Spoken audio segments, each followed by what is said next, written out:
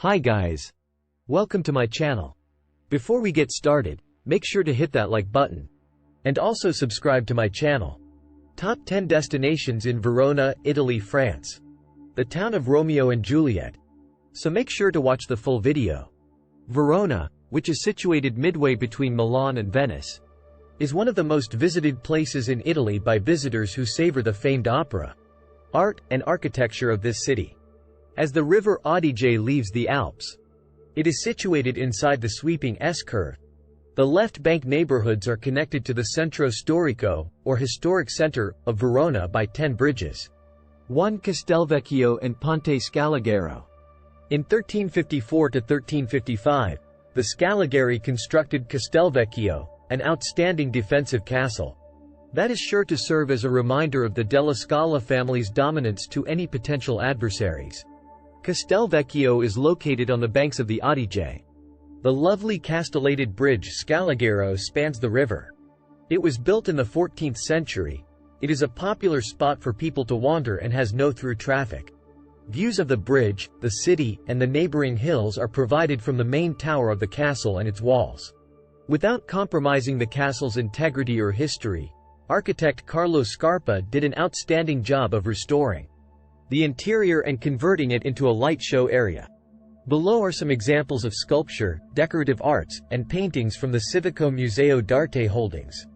They include works by Bellini, Rubens, Montagna, Guardi, Tiepolo, Tintoretto, Pisano, and other members of the Veronese school from the 15th and 16th centuries. Look for chariot wheel grooves in the stone below the arch, which can be seen a few feet along Corso Cavour. The Arco dei Gavi was a 1st century stone archway that spanned a Roman road. 2 Verona Arena, Roman amphitheater. The arena in Verona, which is one of the largest and best preserved Roman amphitheaters, was constructed in 290 CE, during the reign of Diocletian. The north side's outer walls vaulting and benches are still in place and in daily use, although only 4 of its arches have survived. Its 44 rows of seating can hold 22,000 people, and in July and August, it serves as the venue for the Verona Opera Festival, one of the most important summer music festivals in Europe alongside the Bayreuth and Salzburg festivals. Also hosted inside are performances and other activities. 3 Casa di Giulietta. Romeo and Juliet, a classic Shakespearean tragedy, was set in Verona, which is likely why the city has gained so much international fame. Tourists often inquired as to where the star-crossed lovers resided, and Veronese graciously pointed them to a tiny medieval townhouse close to Piazza della Erbe that included a charming courtyard where guests might gather without obstructing the roadway. The city built a balcony overlooking the courtyard in the 1930s to complete the missing piece. Later, as people were arriving to take pictures on the balcony, they erected a bronze statue and set up exhibits within the home. Even though Verona, where Shakespeare had never been, has become a place of pilgrimage, the story is fiction. The characters are pure imagination, and the plot is not based on any real events or people. The city has nonetheless become a destination to the extent that they hire a team of secretaries to handle mail left for the fictitious Juliet. 4 Basilica of San Zeno Maggiore.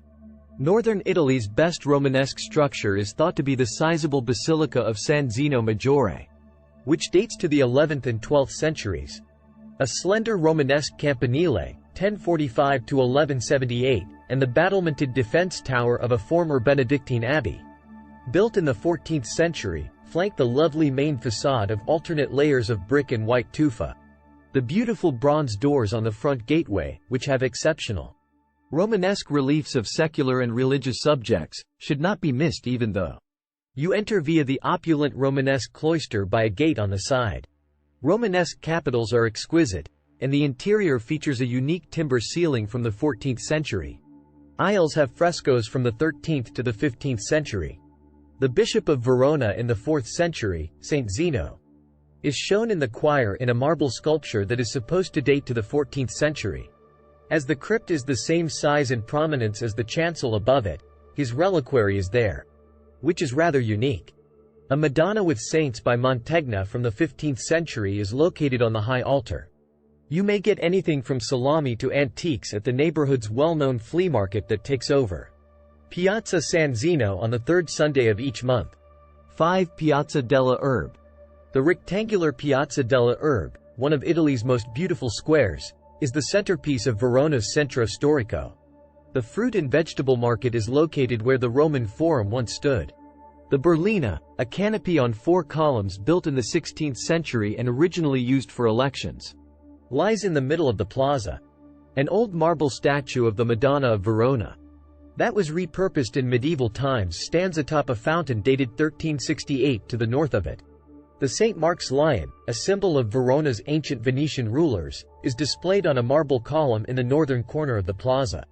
The Casa Mazzanti, originally constructed by the Scaligeri, can be seen in the northeast corner. It is decorated with Renaissance frescoes, like many other homes in this area. The 1668 Baroque Palazzo Maffei and the 1370 Torre del Gardello are located on opposite sides of the piazza, on its northern side. 6. The Piazza dei Signori and the Loggia del Consiglio. Piazza dei Signori is a palace-filled square that can be reached by an archway from Piazza della Erbe. In the center is an 1865 Dante monument. On the south side of the plaza, the Palazzo della Ragione, town hall, was built in 1193 but later underwent changes. With a Renaissance main front that dates to 1524, the structure, the Torre dei Lombardi entrance and a great Gothic stairway dating from 1446 to 1450 are located in the courtyard. The Palazzo dei Tribunali, which was built in 1530 to 1531 and was once a Scaliger palace, and a battlemented tower are both located in the piazza. Michele Sanmicheli designed the Renaissance gateway. The Palazzo del Governo, a former palace by Scaligeri that also features a gateway by Sanmicheli, is located on the east side of the piazza. One of Italy's most exquisite examples of an early Renaissance structure is the Loggia del Consiglio, which is located on the Piazza dei Signori's north side. It was constructed between 1486 and 1493 by Fra Giocondo, and sculptures of illustrious Veronese residents adorn its top. You may visit the Roman street mosaics and other relics that were discovered here recently through an entrance off the adjacent big courtyard. These remnants were discovered below the present street level. 7. Archi Scaliger, Scaligeri tombs. After being finished in the 12th century, the charming tiny church of Santa Maria Antica was used as the family church of the Della Scala lords, who dominated Verona in the 13th and 14th centuries. With their full armor effigies perched atop their enormous Gothic graves, they nearly eclipse it. Look for their emblem, the ladder, Scala, which often appears in the ornate wrought iron railings, was the family's heraldic insignia.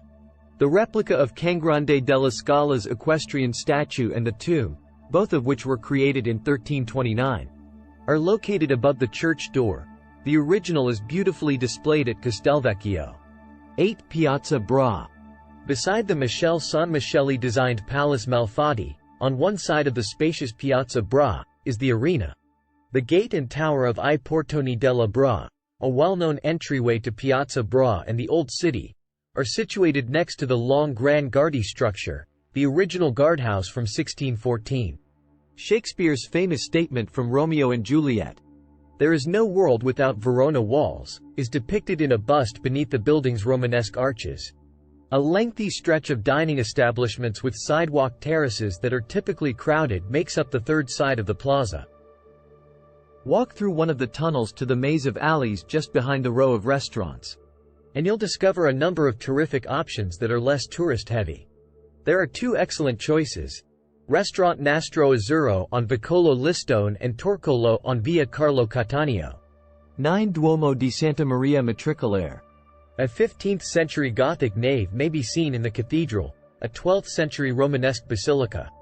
The campanile next to it, which Sanmicheli planned but didn't construct until 1927, has a Romanesque base. Charlemagne's 2 paladins, Roland and Oliver, who were created between 1139 and 1153, are shown on the cathedral's stunning Great Gateway. 10. St. Anastasius. The finest example of Gothic style in Verona can be found at Sant'Anastasia, a brick church from the late 13th century. That towers above a small piazza. A 15th-century fresco is painted over the carved stone pictures from St. Peter's life that hang above the gateway.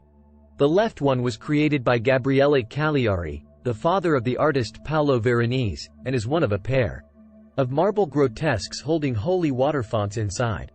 St. George and the Princess by Pisanello is a must-see fresco. We hope you enjoyed the video. Use the comments section below to tell us what you think about the video. Also, make sure to subscribe to our channel and click the bell button to be notified of all the latest videos.